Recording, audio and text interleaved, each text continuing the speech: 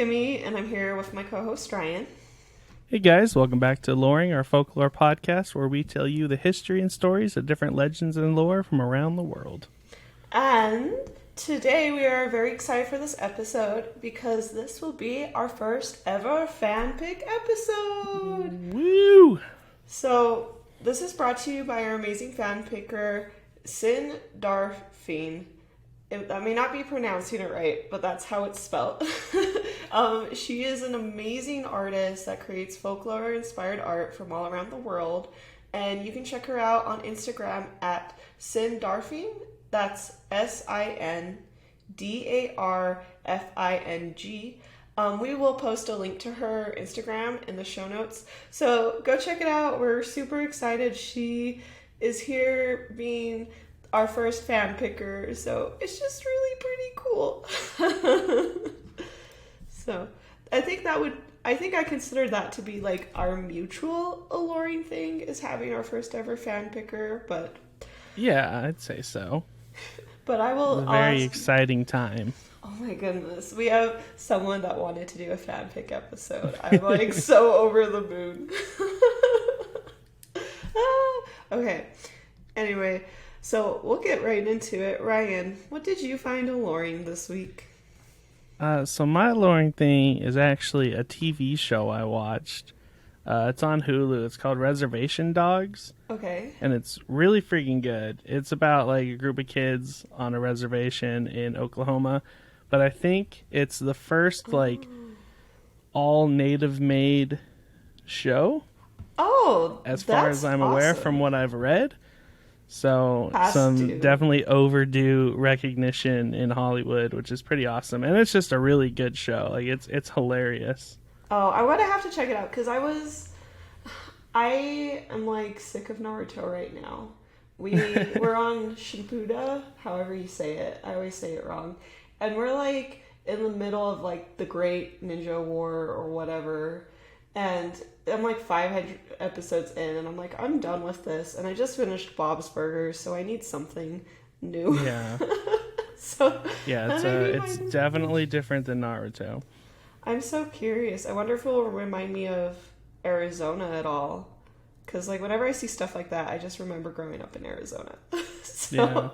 I'll have to check it out. That's so cool. Yeah. So what did you find alluring this week? I have finally put up my fall decor. I have waited till September. Yeah. I did great this year and waited till September. Not that I forgot or I've been so busy or whatever, but I am super happy. I have like 2 buckets of my Harry Potter party stuff out that I've just left out instead of putting away because I'm very hyped for that. And I'll be in like two weeks from when we're recording. Nice. So I'm so excited. I have so many potion drinks I'm going to make, and I'm just really hyped. We went to like this place called like Pyritos 2 here in Utah, and I really liked them because they have like a lot of like quirky foods. It's like a gourmet grocery store, I guess. But they had like a whole Harry Potter section, so I'm gonna get like butterbeer there for whoever wins like the games and stuff. So I'm excited for that. I know we talked about it in a previous episode, but one day I will make it to one of these. You will. Of these parties. One day the universe will put you at my doorstep upon the eve of Harry Potter party day. One day, but I don't know. You're the segue person. You got a good segue for this one? Where's Harry Potter take place again? England? Just because I throw the party doesn't mean I know a lot about it. Oh, yeah. England. That's crazy. You know what else is in England and other parts of Europe? What? Our legend this week. Boom. Bam. That was a good one. I was impressed. Pat myself on the back for that. Good job. You get a gold alluring star today. There was a stretch, but we reached it. That's all that matters. Well, let's get into the story. So, if you find yourself in German or England, make sure you listen carefully. If you hear the sounds of a dreamy song drawing you closer to a calm lake or river, be cautious. Around the corner may be some beautiful shape-shifting water spirits singing and playing instruments. But be wary, these lovely spirits and their hypnotic music can be a trap, especially if you are a woman or a child. So, and if you are on our Patreon and one of our lovely Patreon supporters, you will see the first image of the creature we will be discussing, and you can join Patreon and have access to these videos. But if not, you can even go to our website, aloreing.com, and click on the blog and see all the pictures we are discussing as well. So, but back to the story. This week, we will be talking about Nix. They are spirits who dwell in the peaceful rivers and lakes of Germany, England, and Scandinavia. Their legend has been around since the 12th century and had a popularity peak in the Romantic era during the 18th century. So, I'm so excited. I actually really liked this lore. So I'm super stoked about this fanfic. Okay, so characteristics. So appearance-wise, it seems that these water beings take on many different forms. These avid shapeshifters seem to have the ability to take on the appearance of anything they desire. Typically, a Nixie can appear as a human, either male or female, a half-human, half-fish, so merfolk, a horse, a snake, of course a fish, or sunken treasure. And that is a range. That is quite the range of animals that this thing can be. They got all their bases covered, is what it comes down to. And so on top of being this diverse range of what they can transform, they can also turn invisible in the blink of an eye. Oh. So they could be anything, really, when you think about it.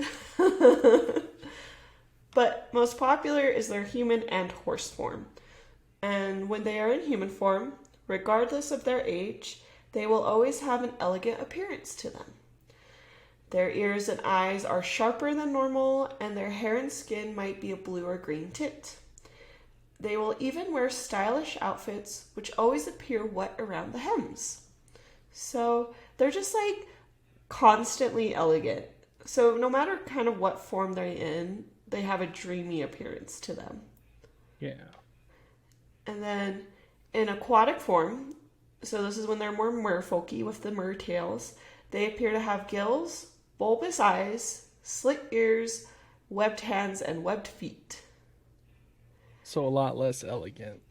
Yeah, well, they're still like, what's the good word? They're still ethereal to their appearance. It's just like their eyes are a little bit soulless in their aquatic form. Like bulbous eyes, that means they're like bulging out, right? Yeah, but it's like big and like sharp.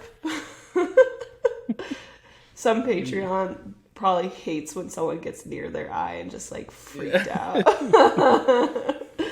And then if you click to the next slide, this is a lovely photo of one in horse form.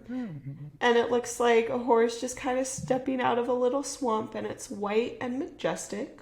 So when they are in horse form, they appear to have a white or apple gray hue to them. They are far more beautiful than the average horse.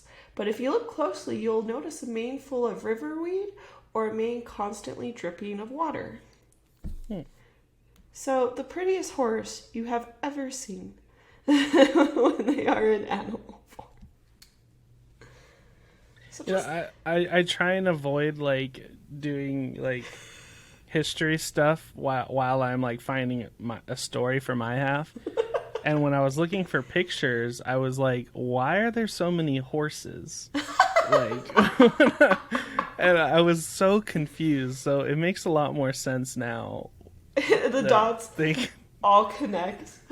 Yeah, like, because I try and just focus on my story so that I'm a little surprised when you do the history, you know. And yeah, that it all comes together.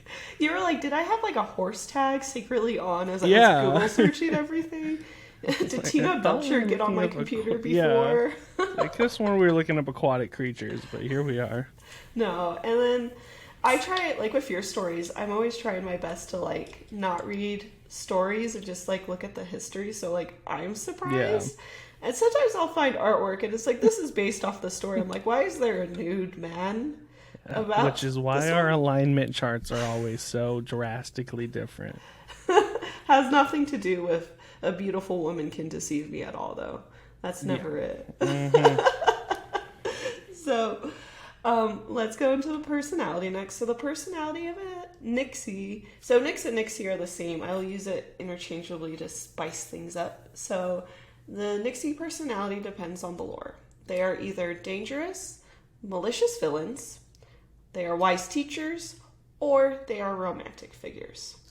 So, malicious Nix use seductive qualities to lure humans to the waters, such as music or beauty. Then, when a human gets just close enough, they will grab their victim and drown them. These water nymphs also consist more of women. No, sorry. I mistyped it because this was really hard for me to explain. These water nymphs are more thirsty for women and children than men. So this is actually a creature I need to be wary of. Yeah.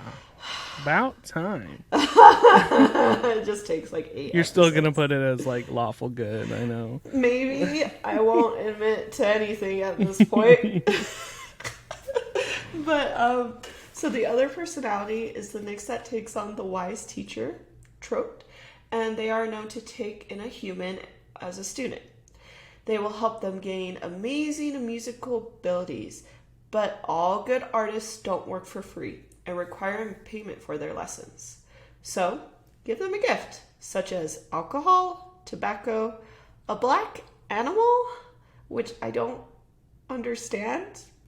And if you're a beautiful maiden, you can pay for their time. So, if you just hang out with them and you're pretty enough, they'll be happy with that too. Nice. Which is why I was like, oh, I should be wary of these creatures. And I'm like, maybe I'll be good.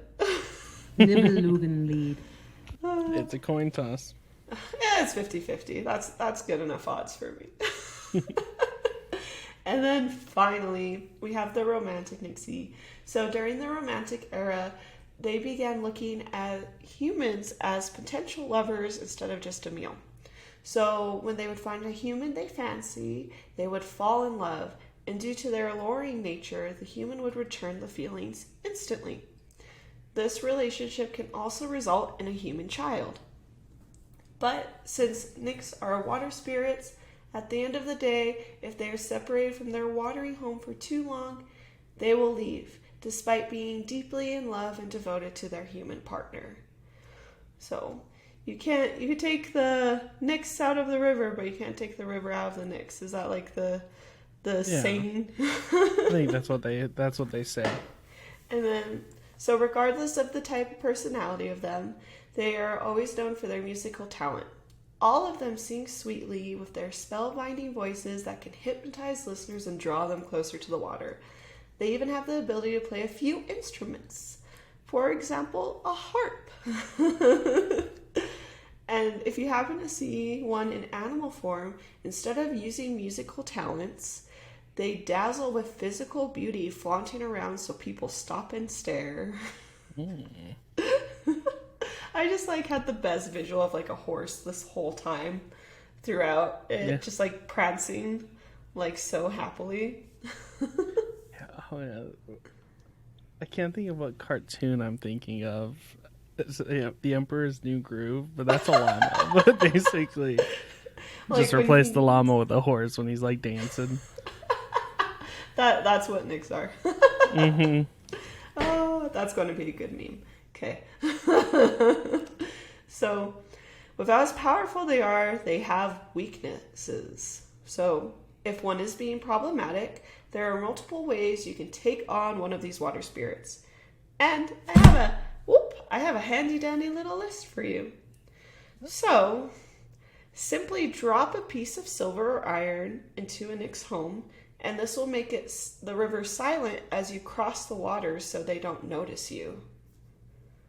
Which I thought was spooky and very creative. Mm-hmm. And then if a nix is in horse form, you can lure them to a field by being a beautiful maiden as bait. Then, when they are close enough, you can capture it by forcing it to a plow harness with silver or iron. So a lot of farmers would trick them into coming on land by being like, here's a beautiful maiden. And they're like, oh, hello, beautiful maiden. I'm a magical horse. And then they'd be like, I gotcha. And they would throw Suddenly they're a farm horse. And because they don't like get tired and they're magical, so I guess they're just better, but... This is like the opposite of every folklore we've done, where usually they are the beautiful creature that trick you into like coming to them. These guys just get tricked just as easily the other way around.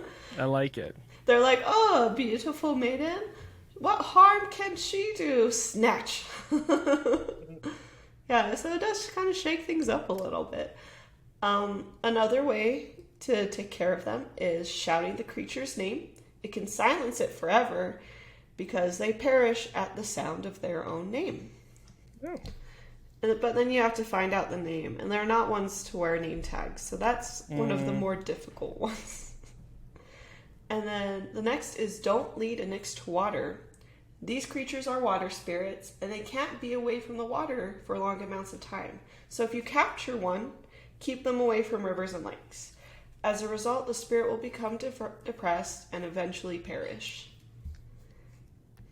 And of course, the Catholics have to have a say in what to do to have their grip on, because of their grip on Western Europe at the time. So they say you can ward the creature off with holy water or by making the sign of the cross.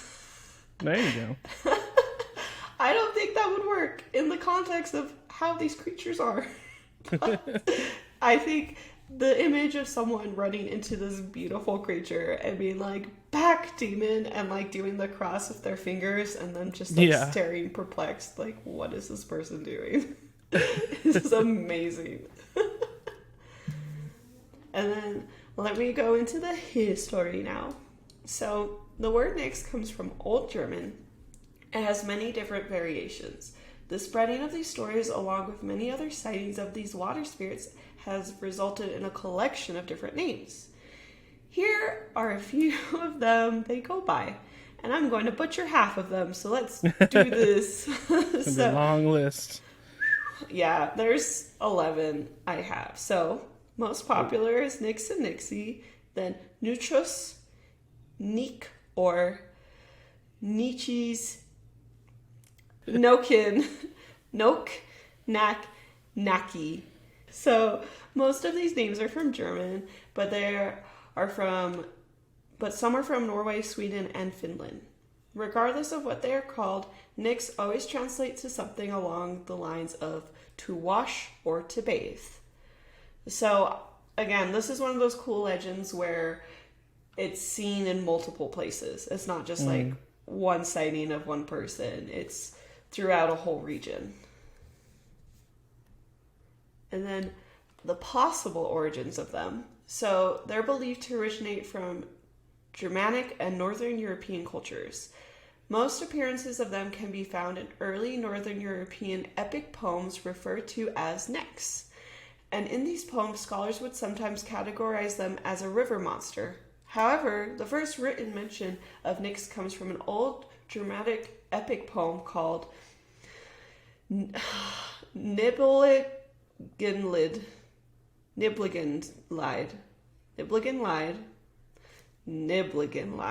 written as early as 1180s to 1210s.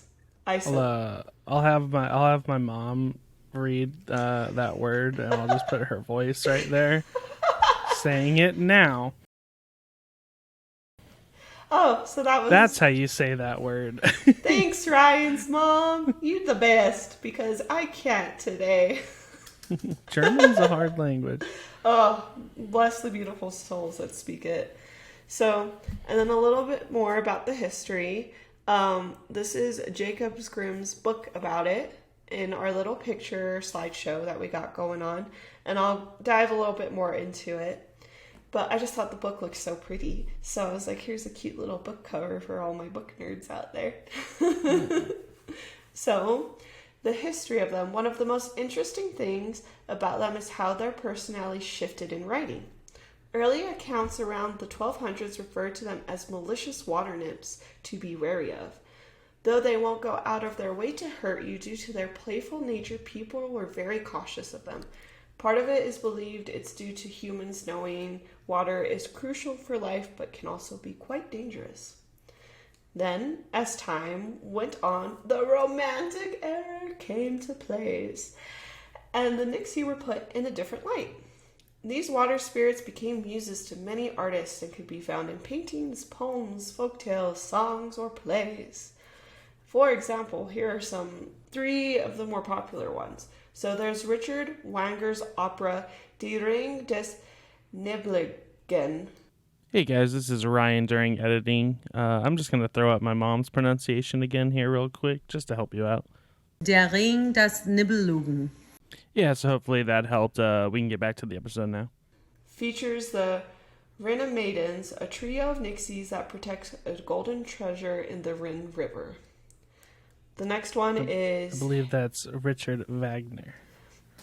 Richard Wagner. Because this is German, and they don't... Wagner.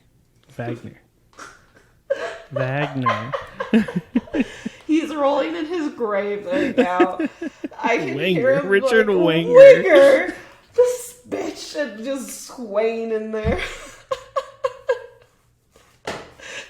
Thanks, Ryan. This is why Ryan's my co-host, is to save me from embarrassment. Only after I speak it, though. So... Wagner. Richard Wagner opera. But closer. You're getting there. Okay. The next one is Henry Hemme. Oh, I know that's wrong. And Frederick Seltzer loved German folk song about a Nixie named Lorelei. That was close, right? Oh, so that's good enough. 60% is passing in America, right? Right. It's probably cool. Like Heinrich. There it is. That sounds more accurate. And then finally, Jacob Grimm wrote about them in his book Dusche Distrusch Mythology, categorizing them as one of the most important creatures from German folktales. Grimm categorized them with other water spirits due to their free spirit nature and how they enjoyed singing and dancing while using their hypnotic voices to drown whoever came near. Wow, I said that really wrong. I saw your changes. Deutsche.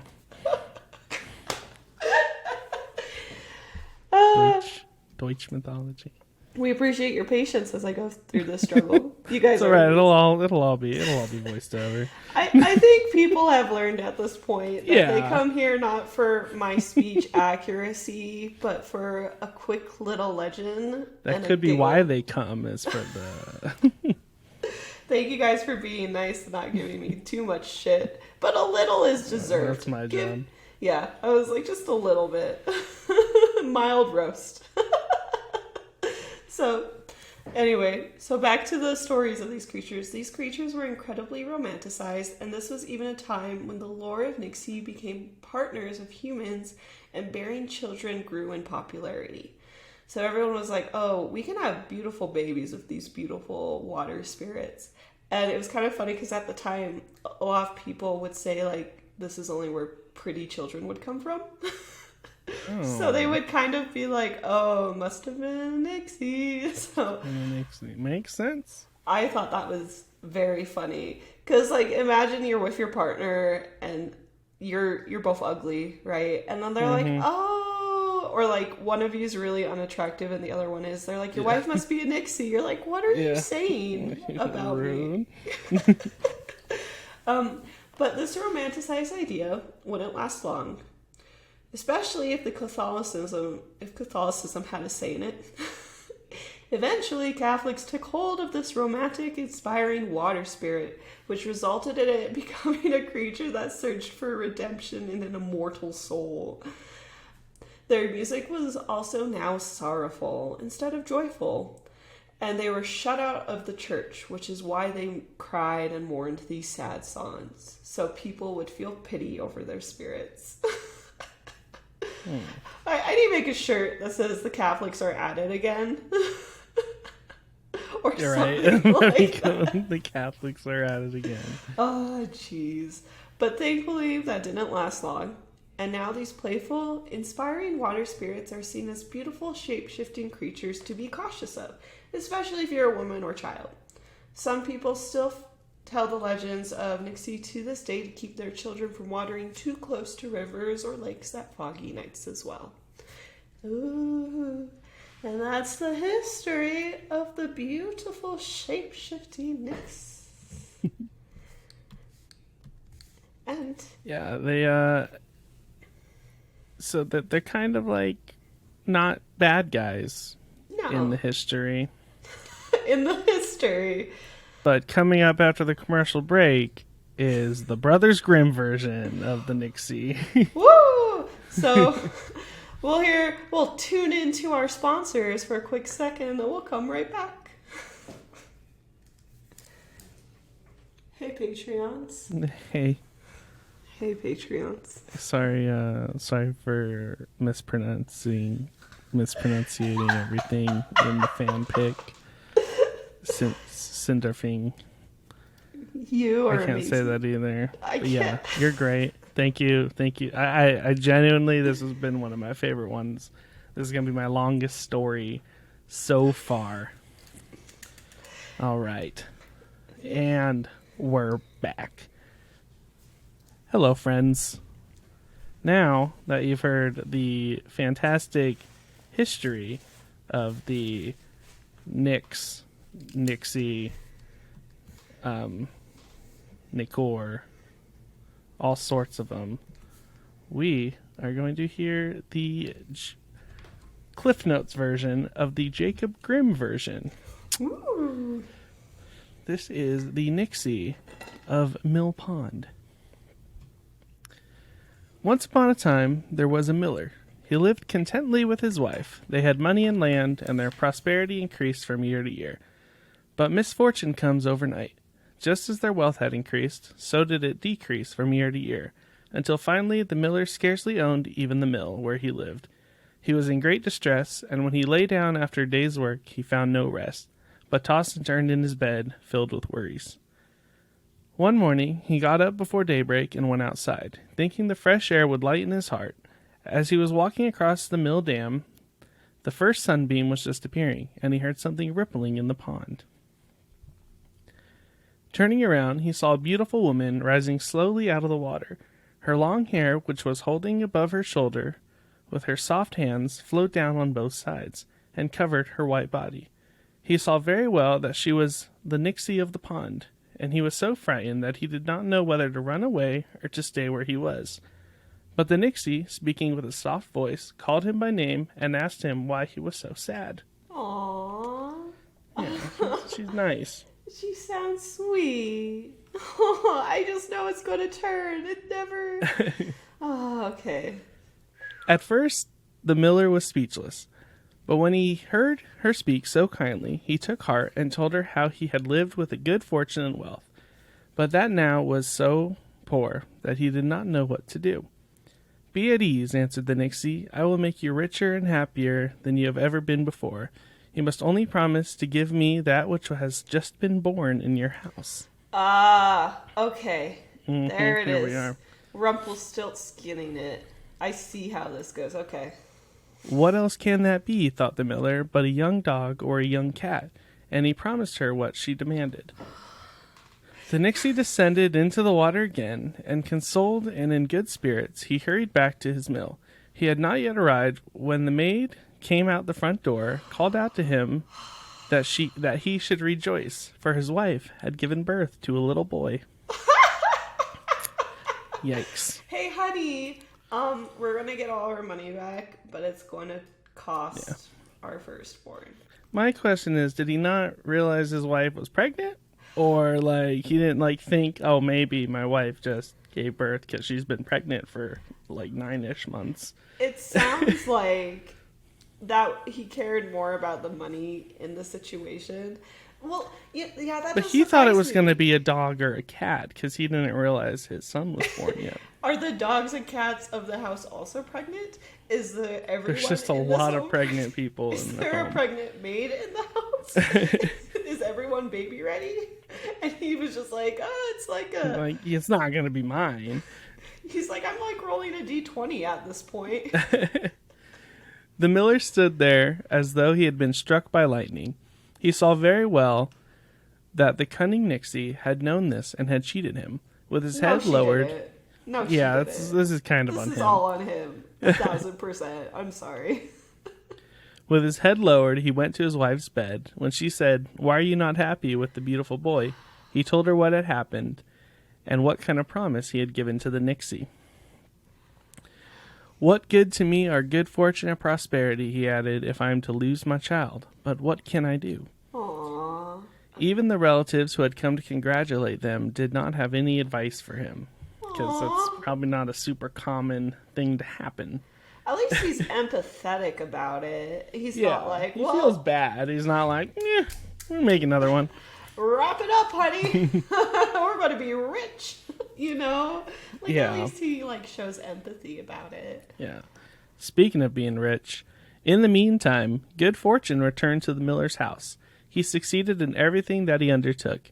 It was as though the trunks and the strong boxes filled themselves on their own accord, as though money in a chest multiplied overnight. Before long, his wealth was greater than it had ever been before. However, it did not bring him happiness without concern, for his agreement with the Nixie tormented his heart. Whenever he passed the pond, he feared she might appear and demand payment of his debt. He never allowed the boy to go near the water. "Beware," he said to him, "if you touch the water, a hand will appear, take hold of you, and pull you under." Which is probably true. Yeah. Oh, that's trippy. Okay. However, year after year passed, and the Nixie made no further appearance, so the miller began to feel at ease. The boy grew up to be a young man, and was apprenticed to a huntsman. When he had learned his trade and become a skilled huntsman, the lord of the village took him into his service. In the village there lived a beautiful, faithful maiden whom the huntsman liked, and when his master noticed this, he gave him a little house. The two were married, lived peacefully and happily, and loved each other sincerely. Aww. Oh, it's why. And that picture is so lovely. It's just like one color sketch kind of thing. Yeah. Oh, it's so cute. Yeah, this How are is you the gonna dad. notice? This is Yeah. the Nixie. Yeah. So one day the huntsman was pursuing a deer. When the animal ran out of the woods and into an open field, he followed it and finally brought it down with a single shot. He did not notice that he was in the vicinity of the dangerous mill pond, and after he had dressed out the deer, he went to the water in order to wash his blood-stained hands. However, he had scarcely dipped them into the water when the Nixie emerged. Laughing, she wrapped her wet arms around him and pulled him under so quickly that the waves splashed over him. That means she was waiting. I think that's like, that makes it a little, that makes It'd it have been messed up. years. He's a grown man now. Yeah, She's waiting this whole time. Yeah, she's like, I want your baby in like 20 years. It's like, that's a law. There's a law about that somewhere. When it was evening and the huntsman did not return home, his wife became frightened. She went out to look for him. He had often told her that he had to be on his guard against the Nixie's snares, and that he did not dare go near the mill pond. So she already suspected what had happened. She hurries to the water, and when she found his hunting bag lying on the bank, she could no longer have any doubt of the misfortune. Crying and wringing her hands, she called her beloved's name, but to no avail. She hurried across to the other side of the mill pond and called him anew. She cursed the Nixie with harsh words, but no answers followed. The surface of the water remained calm, only the moon's half-face stared steadily back up at her. The poor woman did not leave the pond. With fast strides, never stopping to rest, she walked around it again and again, sometimes in silence, sometimes crying out loud, sometimes sobbing softly. Finally, her strength gave out, and she sank down to the ground. Falling into a heavy sleep, she was too immersed in a dream. She was fearfully climbing upwards between large rocky cliffs. This is her dream. She was fearfully climbing upwards between large rocky cliffs. Thorns and briars were hacking at her feet. Rain was beating into her face. The wind was billowing in her long hair. When she reached the top, a totally different sight presented itself to her. The sky was blue, a soft breeze was blowing, the ground sloped gently downwards in the green meadow, dotted with colorful flowers, stood a neat cottage. She walked up to it and opened the door. There sat an old woman with white hair, who beckoned to her kindly. Okay. At that moment, the poor woman awoke. It was already daylight, and she decided once to follow her dream. With difficulty, she climbed the mountain, and everything was just as she had seen during the night. The old woman received her kindly, showing her a chair where she was to sit. "You must have met me with misfortune," she said, having sought out my voice. "You must have met me with misfortune," she said, "having sought out my lonely cottage."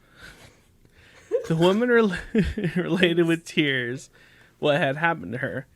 "Be comforted," said the old woman. "I will help you. Here is a golden comb for you. Wait until the full moon has risen, then go to Mill Pond. Sit down at the bank and comb your long black hair with this comb. When you are finished, set it down on the bank, and you will see what will happen." Oh, okay. So they got a plan. Yeah, so this was all in her dream. She met this old lady. She got the comb. And they have a goal now. She's going to. No, she's awake now. She dreamed about the cottage, and she woke up, and she's like, "I should go do what I dreamed about." So this is all actually happening. Okay. Yeah. Okay. Now I'm on that same page. Okay. The woman returned home, but the time passed slowly for her until the full moon came. Finally, the shining disk appeared in the heavens, and she went out to Mill Pond, sat down, and combed her long black hair with the golden comb. When she was finished, she set it down at the water's edge. Before long, there came a motion from beneath the water. A wave arose, rolled onto the bank, and carried the comb away with it. In not more time than it took for her to comb the sink. Try again. Yeah. In not more time than it took for the comb to sink to the bottom, the surface of the water parted, and the huntsman's head emerged. He said nothing. I think like it's attached to his body. Yeah. He said nothing, only looking at his wife with a sorrowful glance. Aww. That same instant, a second wave rushed up and excuse me. That same instant, a second wave rushed up and covered her husband's head. Then everything vanished. The mill pond lay as peaceful as before, with only the face of a full moon shining on it. Damn. I feel like the old lady should have told her a little bit more or something. Yeah. Filled with sorrow, the woman returned, but she saw the old woman's cottage in the dream. The next morning, she again set out and told her sorrows to the wise woman. The old woman gave her a golden flute and said, "Wait until the moon is full again, then take this flute, sit on the bank, and play a beautiful tune on it. When you're finished, set it in the sand, then you will see what will happen." So she's going round two. The woman did what the old woman had told her to do. No sooner was the flute laying in the sand when there was motion from beneath the water, and a wave rushed up and carried the flute away. Immediately afterwards, the water parted, and not only her husband's head, but half his body emerged as well. He stretched out his arms longingly towards her, but a second wave rushed up, covered him, and pulled him down again. "Oh, what does it help me," she said, "for me only to see my beloved and then lose him again?" Despair filled her heart anew, but a dream led her a third time to the old woman's house. God damn it. This old woman is like, let's make it 3 nights she comes to my home. She went there, and the wise woman gave her a golden spinning wheel, comforted her, and said, "Everything is not yet fulfilled. Wait until the full moon comes, then take the spinning wheel, sit on the bank, and spin the spool full. When you have done this, place the spinning wheel at the water's edge, and you will see what will happen." Listen, this old woman has a lot of gold to give. That's right? all I'm saying. Gold's expensive. I was like, these are big ticket items too. This Yeah. isn't like a little coin or anything. The woman did everything exactly as she had been told. As soon as the full moon appeared, she carried the golden spinning wheel to the bank and span diligently until she was out of flax, and the spool was completely filled with thread. She had scarcely placed the wheel on the bank when there was a more violent motion than before the water's depth. Then a powerful wave rushed up and carried the wheel away with it. Immediately the head and the whole body of her husband emerged in a waterspout. He quickly jumped to the bank, caught his wife by the hand, and fled. They had gone only a little distance when the entire mill pond arose with a terrible roar. Then the terrible force streamed out across the country sky. The fugitives saw death before their eyes. When the wife, in her terror, called out for the old woman to help them, they were instantly transformed. She into a toad, he into a frog. It works. Well, I did not see that. You're not gonna drown. That's a fair point. The flood which had overtaken them could not destroy them, but it separated them and carried them far away. When the water receded and they both reached dry land again, their human forms returned again, but neither knew where the other one was. They found themselves among strange people who did not know their native land. High mountains and deep valleys lay between them. In order to earn a living, they both had to herd sheep. For long years, they drove their flocks to the fields and woods and were filled with sorrow and longing. Oh my god, all that fucking work. Yeah, just to get washed away as a frog. One day, when spring had once again broken forth on the earth, they both went out with their flocks, and as chance would have it, they moved towards one another. He saw a herd on a distant mountain and drove his sheep towards it. They met in a valley but did not recognize one another, but they were happy that they were no longer so alone. From then on, every day they drove their flocks next to each other. They did not speak much, but they did feel comforted. One evening, when the moon was full, shining in the sky, and the sheep were already to rest, the shepherd took his flute out of his pocket and played on a beautiful, sorrowful tune. When he finished, he saw that the shepherdess was crying bitterly. "Why are you crying?" he asked. "Oh," she answered, "the moon was full. The full moon was shining like this when I played that tune on the flute for the last time, and my beloved's head emerged out of the water."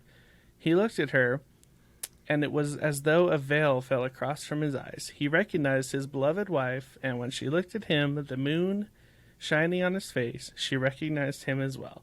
They embraced and kissed one another, and no one needs to ask if they were happy. Oh my god, it's an We have a happy ending finally. And then the Nixie came back and brought him back. And then the Nixie shows up. True. Yeah. Oh my gosh, I didn't talk a lot during that. I wasn't as reactive because I was just like, oh, what happens next? That was really cute. Oh, the frog thing was very interesting, though. It's like he needed another 4 pages or like a transition piece. I think in like the longer version, like they were drowning, and the old lady is like, this is a very shortened, condensed version. That's right. Yeah, so I think they were like drowning because like she like flooded the entire town to get them. God. So turning them into a frog was actually a good call, turns out. Well, that was cute. Like, it's really refreshing to have a happily ever after, and especially a grim story. Yeah, we don't get those too often. No, hold on to that, everyone. Hold on to that for the next 20 episodes. Hold on, yeah. This I already know the next episode. It's not a happy ending. I was like, what is it? I'm like, oh, that's right. Yeah. Oh, Jesus. Yeah. Hold on to this. Hug this. Like you hug a newborn puppy. Like, just let go. Oh, that was so cute. Oh, my heart. Okay. Well, my heart is so full now. So we'll go into some quick announcements real quick before we dive into our Aloreing alignment chart. So the first one, again, we just wanted to say thank you, Cindarfine, for the fanfic episode, And don't forget to check out her art. We've both had a lot of fun researching this topic and can't wait to do more fanfic episodes in the future.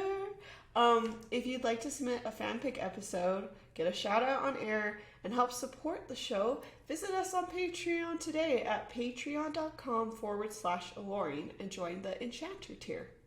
Plus, there are tons of other perks you get for being part of our Patreon, including behind the scenes content, video episodes where you get to see our reactions as you get to see the art, our beautiful faces, and what else? There's coloring pages. You can download like digital coloring pages of the lore we're going to talk about next month. We have digital wallpapers you can download for your phone of the stuff I illustrate, and episodes of spooky little games. So we would love to do more of these in the future, so go submit one. You can get together with friends and all do one together. And again, we will put an app to her Instagram.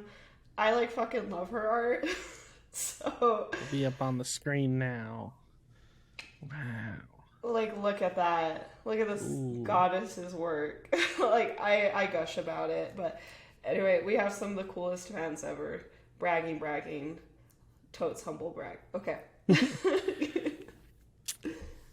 And if you haven't given us yet, go ahead and give us 5 stars and write a positive review on Apple Podcast iTunes about our show. Please, thank you. We currently have a special promotion going on where if you send us a screenshot of the review, once it's live, we will mail you an Aloreing sticker and random cryptid bottle stickers. We only have a few more stickers, and it's first come, first serve, so go write those reviews today. You can send the screenshot to our Instagram at Aloreing Podcast, our Twitter at Aloreing, or email us at aloreing@gmail.com. Yeah. And then one last quick one. Apparently, I was very bad at reading, and the Paranormal Podcast Award voting ends the end of September. Which is what... longer. That's a long voting period. Yeah, so if you haven't, please go vote for us because that's pretty neat, and we'll have a link to that in our episode description. There's still time to spread the Aloreing love. Go make your family vote. All you need is an email to do it. One vote per email. Go just take all your family's emails and vote for us because that'd be pretty neat. Yeah. All right. Aloreing alignment chart. Okay. Wait, let me update because I definitely did it. Okay, there we go. You totes did it. There it is. I did. See? It just didn't refresh for some reason. So, you go ahead. You go first. After hearing that story of Nixie kidnapping a man, where'd you put it? Yeah. Thanks for that reminder. I almost forgot after having my heart ripped out. I put them under a little bit good and a little bit chaotic. So, which I feel a little indifferent about, but I'm sticking to what I put there first. Because now there's only room for growth on my end. True. So I placed mine, again, exclusively based off my story. So I put it on lawful evil because, while yes, she did, like, kidnap a person, she has her set of rules she followed. The man agreed to it. Like, it was technically hers by law, by right. Right. Yeah, so still evil, still a terrible person. But, you know, she's got a code. That's true. Like, I'd probably put it a little more towards, like,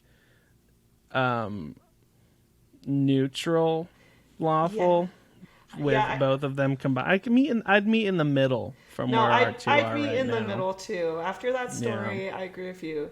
We can be like right at like, a little bit more towards neutral and just a little bit more towards chaotic. So we're still in the lawful evil section, but we're just kind of here. Getting a little closer to the pinpoint.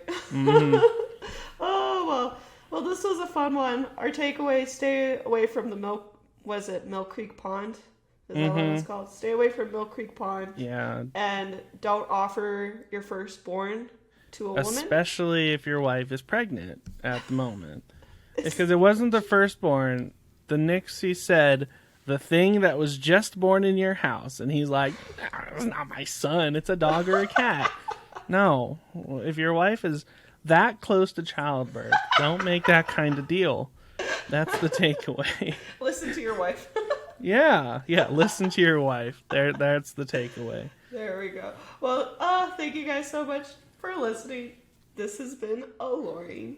Have an alluring day, and we'll catch you in the next episode. Bye!